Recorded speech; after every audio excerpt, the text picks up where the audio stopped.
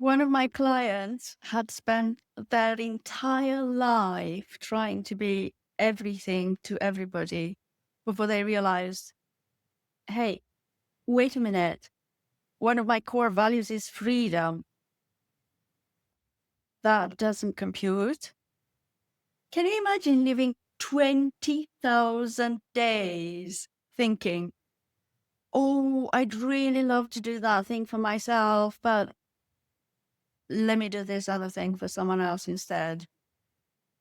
Yeah, me neither. Definitely not. Couldn't possibly be us, could it?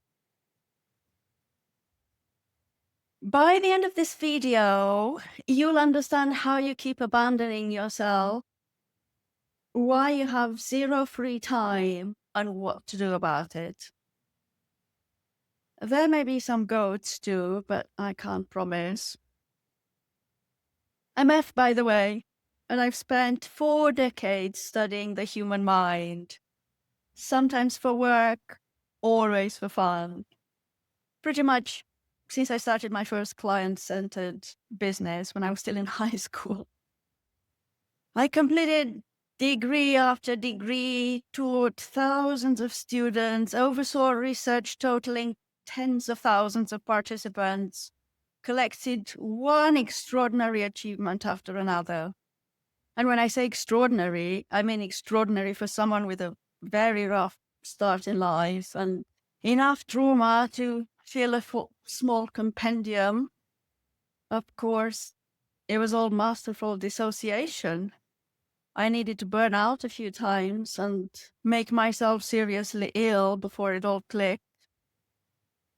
On this channel, I talk about flourishing after psychological trauma. And I do so with grounded expertise, hard-earned compassion, and zero pathologizing division. There's enough of that on YouTube already.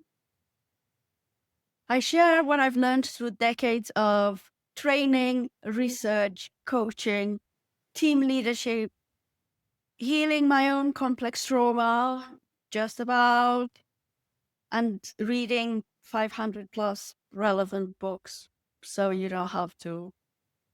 So what do I mean when I talk of self-abandonment? Let's meet 3 lovely people. Meet Miss Helper.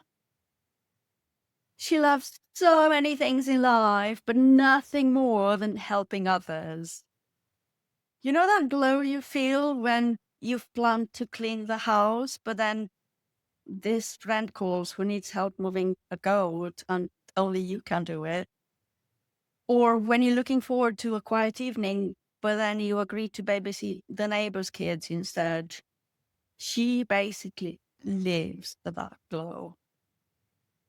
The house is still a mess, and Miss Helper hasn't had an evening to herself since that time she was grounded in 3rd grade, but she really doesn't mind.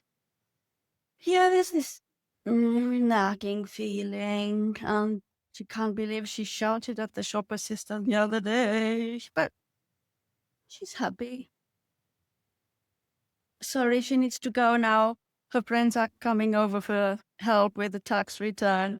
They call her the tax return queen. Imagine. They're so sweet. Meet Mr. Nice. He's called Mr. Nice because he's really, really nice. Everyone knows that. He's the best person ever to hang out with. Always happy to go along with whatever you want. Always picks up the tab too. Mr. Nice hasn't been sleeping well lately. He's lying there looking at the clock, not sure what's wrong with him. He doesn't really know who he is anymore these days. He hasn't touched our guitar in years. There's never any time. He's hanging on to that travel brochure, but how to fit in solo travel with all this family stuff going on? Another year just slipped by. Mr. Nice doesn't really know what the whole point of it is anymore. Oh, look, it's 6 a.m. Might as well go get some fresh donuts for the office. Meet Miss Overworker. She absolutely loves her job. It's not even work, is it, when you love what you're doing? And anyway, you can't just say no, can you? Her favorite time in the office is over lunch and in the evenings when everybody's out. Absolutely perfect for finishing that colleague's project or proofreading the well-being strategy for the team next door. Although, to be honest, I can wait until the holiday. Oh, wait, she's just cancelled the holiday. Have you seen the schedule for this quarter? Miss Overworker hasn't had time to see a doctor, and she's a little bit worried about that blood again, but it's probably nothing. She grabs a biscuit on her way to the meeting, wondering why she still bothers to bring a packed lunch. Still in her bag when she gets home at night. What do Miss Helper, Mr. Nice, and Miss Overworker have in common? Well, they have zero free time, that's for sure. They're also exhausted, resentful, completely dissociated from their own bodies, and becoming better and better at lying to themselves. Or so they think. Here's the thing. When we keep prioritizing someone else's needs at the expense of our own well-being, aka people-pleasing, consequences can be devastating. And I'm not talking about helping others when we have the capacity and make a conscious choice to do so. I'm talking about giving until there's nothing left to give, and still we keep giving. Everyone has only 24 hours in the day. Most people, for sure. Why do some people have free time and others don't? No, it's not the first three things that came into your mind. It's because they make different choices. And myself is never last on their priority list. Did you just say too close to the bone? Well, you know what to do.